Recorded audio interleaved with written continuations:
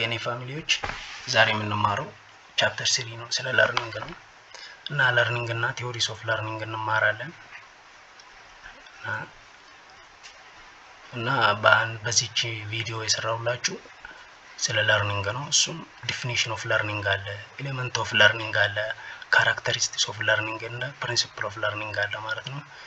እና ቲዮሪስ ኦፍ ለርኒንግ ደግሞ በኔክስት ቪዲዮ እንትን አደርግላችኋለሁ፣ ሰራላችኋለሁ። እና ዛሬ ዲፊኒሽን ኦፍ ለርኒንግ ነው ማለት ነው የሚያሳያችሁ። ሾርት ቱ ዘ ፖይንት ለማሳየት ሞክራለሁ። እና ዲፊኒሽን ኦፍ ለርኒንግ ይላል።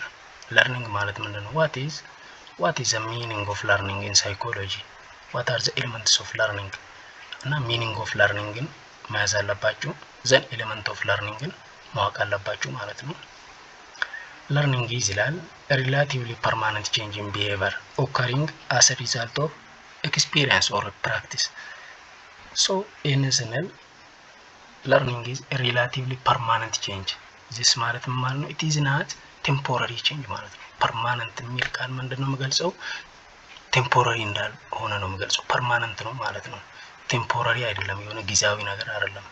change in behavior ነው። behavior ስንል ውስጣዊ የሆነ behavior ነው እንጂ ሰውየው ፊዚካሉን አይተን መወሰን አንችልም። እሱ በሚሰራው አክቲቪቲ ያ ሰውዬ በሚያደርገው ነገር ላይ ዲፔንድ ሆነ ነው እንጂ የሱ ለርኒንግን ኤቫሉዌት ማድረግ የምንችለው ዝም ብለን ኤክስተርናል ፓርት ኦፍ ፊዚካልን እንትን አይተን አይደለም ማለት ነው የምንወስነው።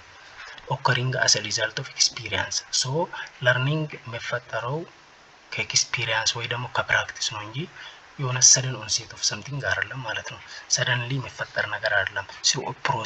ፕሮሰስ ነው ዴቨሎፕ የሚያደርገው የሆነ ሰው በምን በኤክስፒሪየንስ እና በፕራክቲስ ማለት ነው። ይሄን ማወቅ አለባችሁ። እነኚህ አሁን ያየናቸው ምንድናቸው? ዲፊኒሽን ውስጥ ያሉት ኤሌመንት ኦፍ ለርኒንግ ይባላሉ። ለምሳሌ ሰባፍ ዲፊኒሽን emphasize four attributes of learning ይላል። learning is a process of relatively permanent change in behavior. ይሄ ማለት እዚህ ጋር permanent change in behavior የተባለው ነው። ሶ ይሄ አንዱ ኤሌመንቱ ነው። permanent ነው እንጂ ጊዜያዊ አይደለም፣ ቴምፖራሪ አይደለም። it does not include change due to illness, fatigue, maturation and use of intoxication. ለምሳሌ ይሄ change in behavior ምንድነው? due to illness የመጣ አይደለም። በህመም የሆነ ሰው ታሞ ጸባይ ወይ ደግሞ behavior ኮምፕሊትሊ ሊቀየር ይችላል ከበፊቱ ማለት ነው። በዚህች illness በዚህች ህመም የመጣ behavior ሳይሆን ሰውየው ሰርቶ በኤክስፒሪየንስ ወይ ደግሞ በፕራክቲስ ያመጣው ቼንጅ ነው። ቼንጅ ኦፍ ቢሄቪየር ነው ወደ ለርኒንግ የሚባለው እንጂ ያ ቼንጅ ኦፍ ቢሄቪየር ለርኒንግ ይባላል። በት ዲው ቱ ኢልነስ ቼንጅ ኦፍ ቢሄቪየር የሚመጣ ከሆነ ይሄኛው ለርኒንግ አይባልም ማለት ነው። ዲው ቱ ዋት ፋቲጉ የሆነ ሰው ደግሞ ብስጭት ላበዛ ይችላል ወይ ደግሞ ከበፊቱ ጸባዩ ኮምፕሊትሊ ቢሄቪየሩ ሊቀየር ይችላል።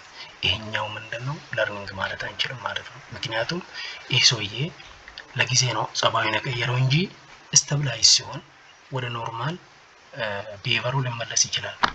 ሶ እዚች ጋር ደግሞ ምንድነው ያለው? ፐርማነንት ቼንጅ ብለናል። ቴምፖራሪ አይደለም። አንዴ ተቀይሮ አንዴ የሚመለስ ሳይሆን ፐርማነንት ቼንጅ ነው። በቃ አንዴ ከተቀየረ ተቀየረ ነው ማለት ነው። ለርኒንግ የሚባለው ያኛው ነው።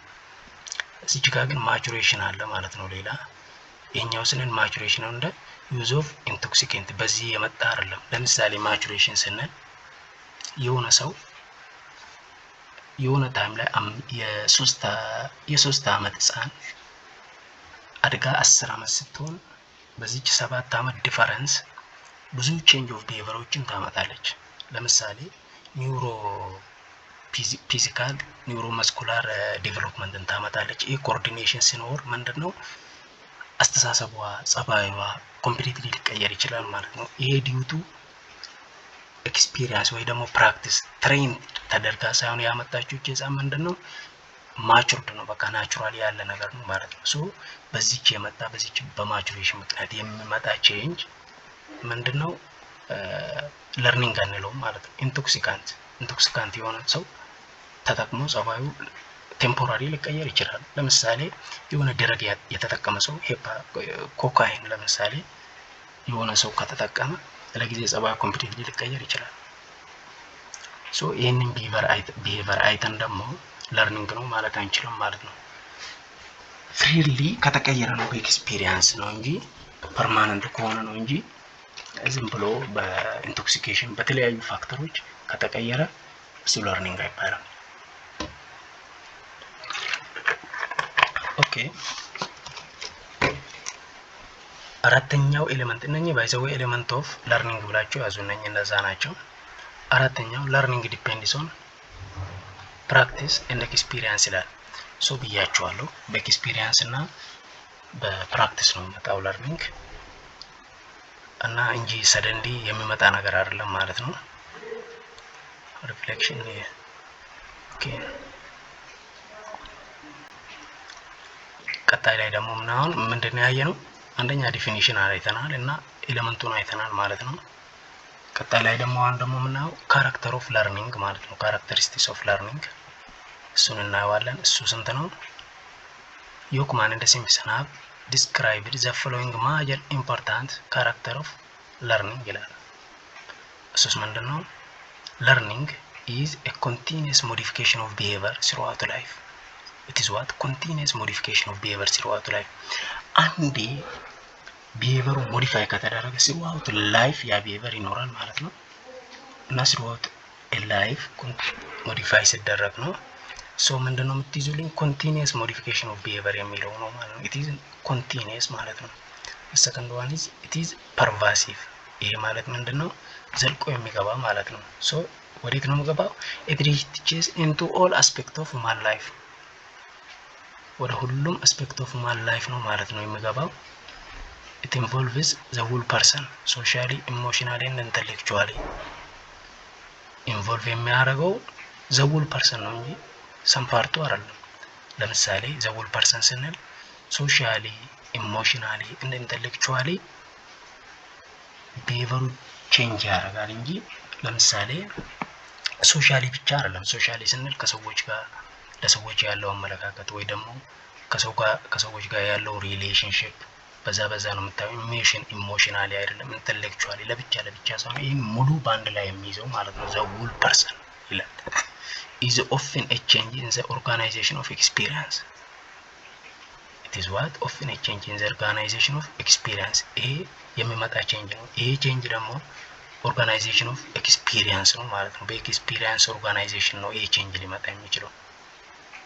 እና አምስተኛ it is responsive to incentives ይላል። ኢንሴንቲቭ ማለት የሆነ የሚገፋፋ ነገር ማለት ነው። ሪስፖንሲቭ ይላል። ሪስፖንስ ይሰጣል ማለት ነው to incentives። እና ስድስተኛ ደግሞ it is an active process. it is not what?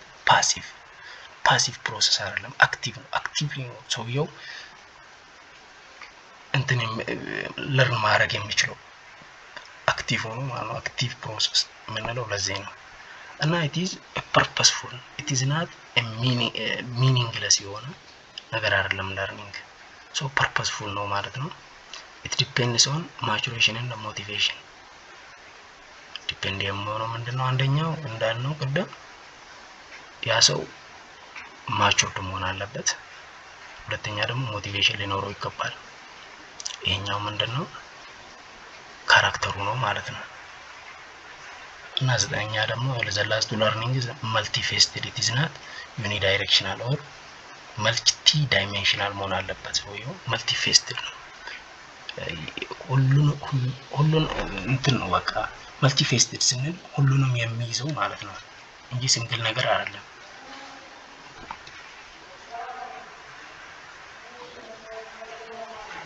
እዚች ጋር ምን አለ? ይሄ አክሮኖሚ ነው። በዚች ሲምፕል እንትን አረፍተ ነገር ይሄንን ሙሉ ማስተዋወስ ትችላላችሁ ብዬ ነው ያስቀመጥኩላችሁ። ምንድነው የሚለው? two children died on war at 2 PM። ይሄ ማለት ምንድነው? ከዚች ውስጥ ይሄንን ሰብስቲቱት የሚያደርገው ይሄንን ካራክተሩን ሰብስቲቱት የሚያደርገው በካፒታል ሌተር የተጻፉት ብቻ ናቸው። so two children ከሚለው ምን አለ እዚህ ጋር? ከዚች ከtwo children died on war ከሚለው two children died on እስከሚለው ድረስ በካፒታል የተጻፈው ምንድነው? ሲ ብቻ ነው። two ደግሞ ምንድነው? ሁለት ሲ እንዳለ ለመግለጽ ነው የተጠቀምነው two children የሚለው እና two ሲ መሆኑን ብቻ ነው ከዚህ እንድታውቁልኝ የምፈልገው ማለት ነው። መጀመሪያው ሲ ምንድነች? ከtwo ሲ የመጀመሪያው it is a continuous modification of behavior የሚለው ነው ሰብስቲቱት የምታደርጉት ማለት ነው። እና ለዛ ነው የቆመችው ሁለተኛ ሲ ደግሞ ምንድነው? it is often a change in the organization of experience ይላል። change የሚለውን ነው ማለት ነው በዚህች የምንጠቀመው። ኦኬ died on war በካፒታል ሌተር የተጻፈው እዚህ ጋር war የሚል አለ። w ምንድነች? it involves a the wool person የሚለው ነው ማለት ነው w። እና a ደግሞ it is an active process የሚለው ምንድነው? a ነው ማለት ነው። r ደግሞ ምንድነች? it is responsive to incentives ማለት ነው። responsive to incentive የሚለው r ናት። እዚች ጋር ደግሞ at በስሞል ሌተር ነው የተጻፈችው። እሷን ኢግኖር እናደርጋታለን። 2 pm እቺ 2 pm እቺ 2 ለምንድን ነው የቆመችው? ለp እና ለm ነው። እና 2p 2m አለ ማለት ነው። እዚች ጋር p ምንድነው? አንዱ p it is pervasive የሚለው ሲሆን ሁለተኛው p ደግሞ ምንድነው? it is purposeful ማለት ነው የሚለው ነው። እና 2m አለን። እቺ 2 ለm ቆማለች። አንደኛው m ደግሞ ምንድነው? maturation and motivation ለሚለው የቆመ ሲሆን ሁለተኛው m ደግሞ ለምንድን ነው የቆመው? ለዚች multifaceted ለሚለው ነው ማለት ነው። እና 2 childs died on war at 2 pm 2 pm ማለት ያው በእኛ ከቀኑ 8 ሰዓት ማለት ነው። ሁለት ልጆች ከቀኑ 8 ሰዓት war ላይ ሞተዋል ነው። እና በዚች ሜትር ነው የምትይዙልኝ። አሁን ደግሞ የምናየው ምንድነው? principle of learning. Some of the most important principle of learning are as follows ይላል። Individuals learn best when they are physically, mentally and emotionally ready to learn. ምንድነው የሚያስፈልገው? being ready ማለት ነው። to learn you have to be ready first. መጀመሪያ ላይ ምንድነው? being ready ያስፈልጋል። readiness ማለት ነው። ራስን prepare ማድረግ አለብህ። ready መሆን አለበት ሰውየው።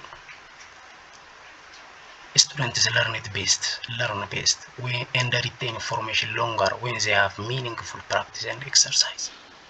ምንድነው?